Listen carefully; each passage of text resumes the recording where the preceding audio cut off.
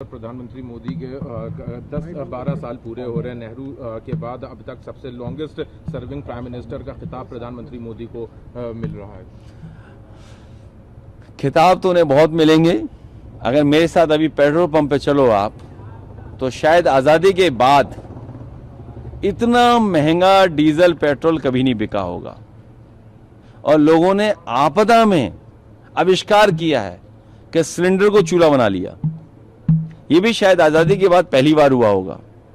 और जिस रसोई गैस के सिलेंडर का इतना प्रचार किया गया, सुना है सरकार वो भरवा ही नहीं पा रही है। और अगर इथेनॉल न मिलाया जाए, डीजल पेट्रोल में इथेनॉल न मिलाया जाए, तो जाने कितनी कीमत होगी पेट्रोल की। और पेट्रोल आज भी अगर हम पंप पे चलें, तो अगर हम ईमानदारी से प्योर शुद्ध प्योरिटी का पेट्रोल अगर चाहेंगे तो 150 रुपए से ऊपर मिलेगा। अगर आप कहो तो हम किसी पंप पे चलें अभी जिसमें प्योर पेट्रोल मिलता हो, कहो तो हम चलें अभी आप। और शायद ये 12 साल की उपलब्धि होगी। सबसे क्लोजेस्ट बताओ पेट्रोल पंप कौन सा है, हम चल रहे हैं, आप भी चलो। यहाँ मिलेगा GMO बोलिए। नहीं, GMO दूर हो जाएगा। कैंट में चलिए, केरोसिन खुली है क्या? नहीं, उसमें पेट्रोल मिलता है प्योर वाला। आप कीमत देखिए ना। नहीं, प्योर वाला, विदाउट मिलावट इथेनॉल की। हाँ, विदाउट मिलावट कितने का मिल रहा है बताओ आप? तो ये देखिए कितनी बड़ी उपलब्धि है कि 12 साल की उपलब्धि है कि सबसे महंगा पेट्रोल भारत को मिल रहा है। और सच्चाई तो ये है कि हमारी विदेश नीति फेल हुई है। विदेश नीति अगर हमारी अच्छी होती तो शायद आम जनता को इतना महंगा डीजल पेट्रोल नहीं खरीदना पड़ता, इतनी गैस की किल्लत नहीं होती। और देखिए आप, नौकरी नहीं, रोजगार नहीं, इन्वेस्टमेंट नहीं। और क्या सरकार करती है? जब सरकार कमजोर दिखने लगती है तो कम्युनल रास्ता अपनाती है। पिछले 10 दिन के स्टेटमेंट अगर मुख्यमंत्री के आप पढ़ें और उनको लिख करके देखें तो आप समझ में आएगा कि कितनी कम्युनल भाषा बोल रहे हैं। और सुना है कोई मंत्री हटाए गए हैं, हाफ कर दिए गए, कुछ दिनों में साफ हो जाएंगे वो। और केवल अकेले साफ नहीं होंगे, सुना है कोई नई सूची बनी है, गुप्त सूची बनी है। एक महाराष्ट्र में बनी है गुप्त सूची, एक यूपी में गुप्त सूची बनी है।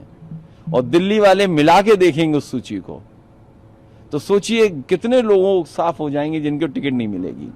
और कब हटाया गया बताइए आप? बुंदेलखंड आप अगर गाड़ी रफ्तार से चलाओगे तो कूदते हुए जाओगे।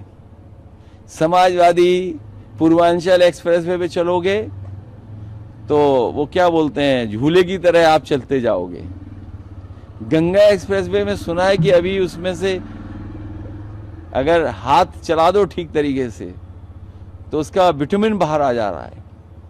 तो उसके बाद जब सब कुछ कर लिया उन्होंने, सब कुछ अपना इकट्ठा कर लिया, उसके बाद मंत्री जी हटाए गए। बताइए आप, सुना है वो कुछ प्रयागराज में कोई बड़ी नई चीज बना रहे हैं।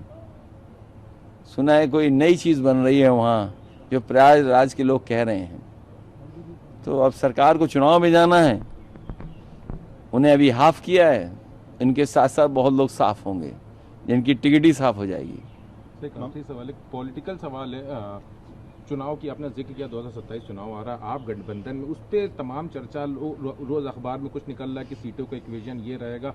इन सबके बीच क्या कुछ हम लोगों को जानकारी मिल सकती? देखिए, आप सब यूपी में रहते हो, यूपी के बाहर की भी जानकारी, लेकिन यूपी की बहुत ठोस जानकारी आपको रहती है। कल ही इंडिया गठबंधन की बैठक हुई है और इंडिया गठबंधन के तमाम लीडरों में ये आपस में तय हुआ है कि इंडिया गठबंधन को और मजबूत करना है।